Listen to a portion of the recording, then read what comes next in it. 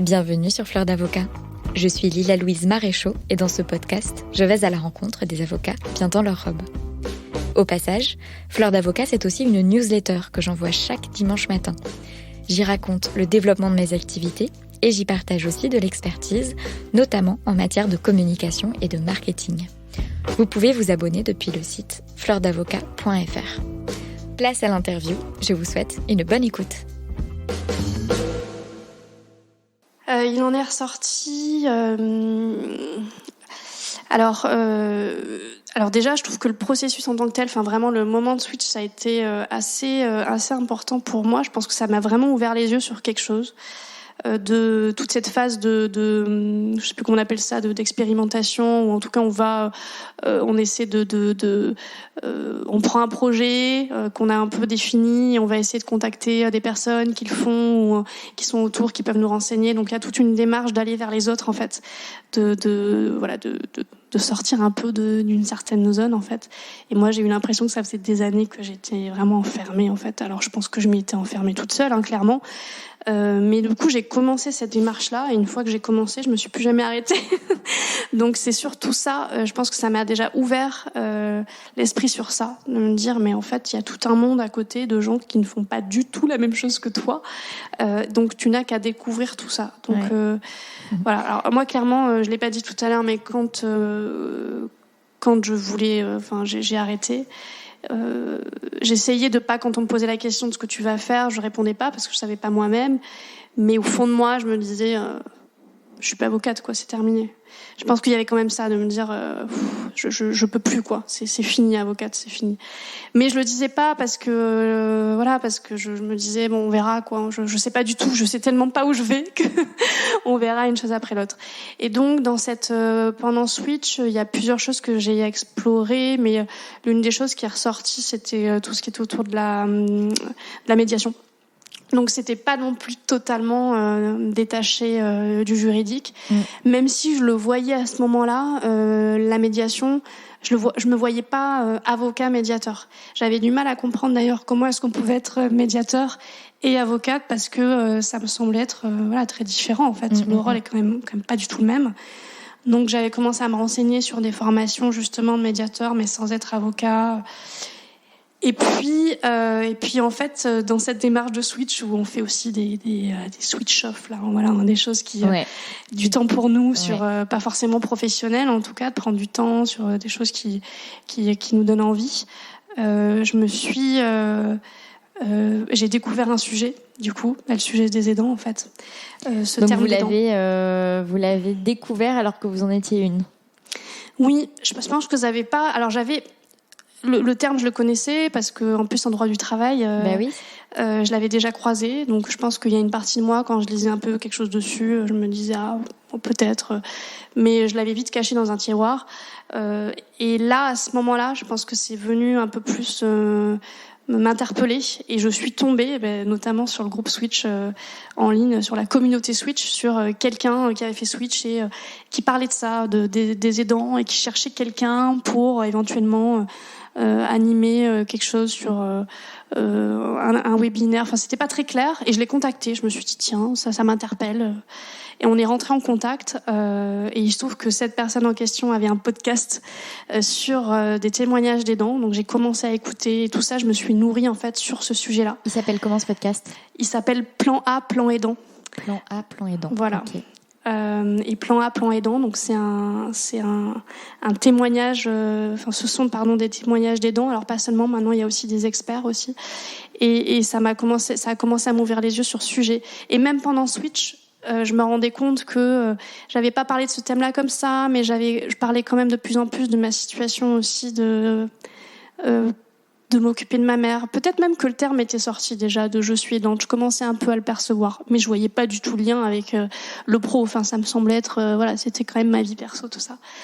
Et puis, j'ai continué sur ce sujet-là, à m'interroger sur plein de choses sur les aidants. Et en parallèle, je me suis dit, là, je suis arrivée à la fin de l'année, j'avais fini Switch en décembre. Je me suis dit, bon, qu'est-ce que je fais à la rentrée ? Et je me suis dit, finalement, c'est un peu dommage de mettre la robe au placard. Est-ce que je ferais pas mieux, vu que là, je ne sais toujours pas ce que je vais faire pour le moment, c'est un peu tôt. de m'installer juste comme ça pour voir, et puis peut-être de prendre quelques dossiers à droite à gauche. Ça me permettra, c'était aussi rassurant d'avoir un certain statut aussi, d'exister en fait, parce que voilà, j'étais sur LinkedIn, puis quand vous vous présentez aux gens, c'est difficile de dire. Alors je disais que je suis en réflexion professionnelle.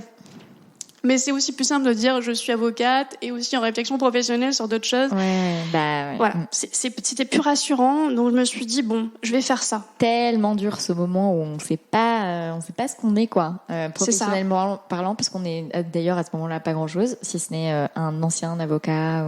Ouais. Ouais, je vois très bien. Moi, je le vivais. En fait, j'avais pas envie. Je pense que c'était, je sais pas si philosophique ou politique, mais je refusais d'avoir besoin de ce titre d'avocat pour exister. Tu vois, je refusais de me dire, en fait, je vais dire que je suis ancienne avocate, ou je vais dire que je suis avocate le temps que je sois radiée. Ouais.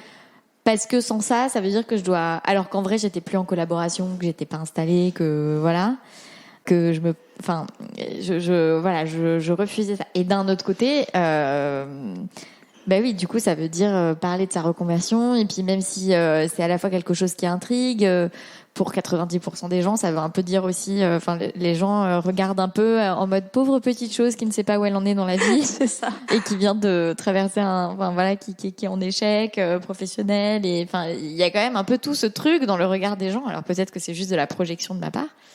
Ça rend ces moments-là hyper difficiles. Et moi, ça a duré longtemps parce que après ça, il y a eu le podcast, mais le podcast n'était pas un projet professionnel, c'était juste un truc, voilà.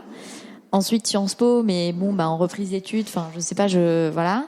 J'étais pas non plus engagée dans le fait de trouver du travail. Et puis ensuite, il y a eu l'idée de monter ma propre formation. Et donc, ça commençait à ressembler à un projet entrepreneurial, mais c'était quand même pas non plus hyper défini. Donc, moi, ça a duré vraiment longtemps avant que je dise, oui, j'ai une entreprise qui s'appelle Fleur d'Avocat, et je fais un média et du conseil et de la formation pour les avocats. Ça a mis du temps, quoi. Et donc, je me souviendrai de ça. Donc, je vois ce que vous voulez dire. Mais à la fin, ça, je trouve ça fou, quoi, parce que... Oui, d'un point de vue philosophique, j'ai envie de dire, mais c'est quand même dingue qu'on en revienne à avoir besoin de se cacher derrière cette robe et derrière ce titre pour avoir la sensation d'exister, quoi. Surtout que, encore une fois, quelques mois auparavant, j'en voulais plus. Ouais. Et je pense même que le titre me gênait, en fait. Je voulais plus être associée à ça à ce moment-là. Donc c'est pareil, ça a été une réflexion. Ce que j'ai fait, du coup, avant de m'installer, je me suis donné quelques semaines sur le début d'année pour aller rencontrer en fait d'autres confrères. Je me suis dit parce que j'étais vraiment dans une bulle depuis des années. Moi, je côtoyais. J'ai peu d'amis en fait qui sont avocats. J'en ai gardé, mais qui n'étaient pas sur Bordeaux, qui sont encore sur Paris ou autre. Mais pour le reste, à Bordeaux, vu que j'ai fait que le DUG, donc j'avais pas gardé forcément de gens du DUG. Ils sont pas du tout avocats, donc je connaissais pas ce milieu. Et quand on est avocat conseil chez EY. À part les quelques confrères que vous avez en face de vous pour des dossiers, mais je faisais peu de contentieux, donc je connaissais pas le milieu des avocats à Bordeaux. Donc je me suis retrouvée à faire cette démarche d'essayer d'aller voir 2-3 confrères. Vous êtes allé voir qui ? Alors j'avais dans mon entourage quelqu'un que je connaissais par quelques amis qui étaient avocates, donc j'ai commencé par elle.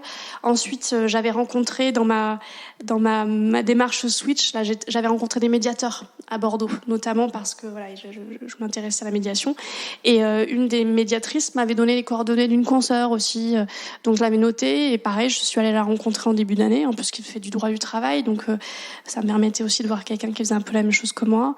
Et puis j'avais rappelé des anciens aussi, donc qui n'étaient pas forcément à Bordeaux là sur le coup, mais des anciens de chez EY qui se sont installés derrière pour avoir aussi leur avis.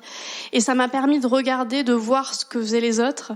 Je connaissais pas d'ailleurs le podcast, je pense, à l'époque, Fleur d'Avocat. J'allais dire que je reçois souvent des messages de personnes qui me disent, en fait, grâce à votre podcast, je découvre d'autres avocats qui travaillent différemment de moi et qui me permettent de sortir un petit peu de ma bulle, parce que en fait, chaque spécialité est une bulle, quoi. Les pénalistes Totalement. ont leur bulle de pénalistes. Ceux qui font du droit de la famille ont leur bulle de JAF. Le corporate M&A a sa propre bulle sur un autre fuseau horaire.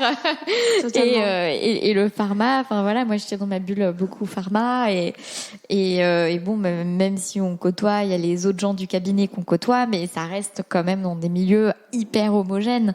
Totalement.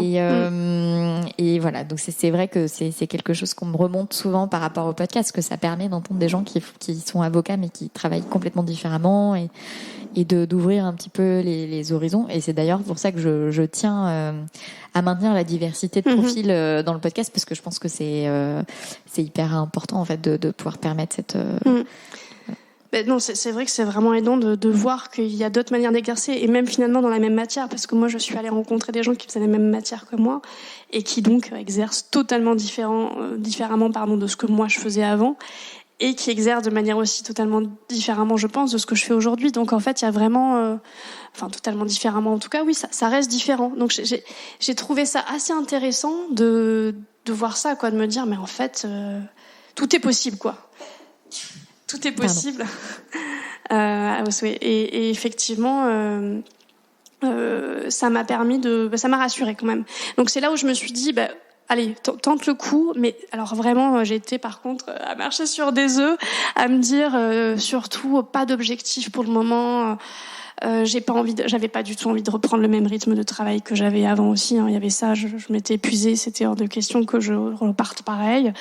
Donc vraiment, j'y suis allée petit pas par petit pas, sans trop savoir où j'allais, et je continuais ma réflexion aussi sur le sujet des aidants et voilà, sur d'autres choses. Voilà. Donc là, ça avançait vraiment petit à petit. Donc puis j'ai commencé à avoir quelques dossiers par le bouche à oreille, comme ça. Donc des dossiers sur quoi ?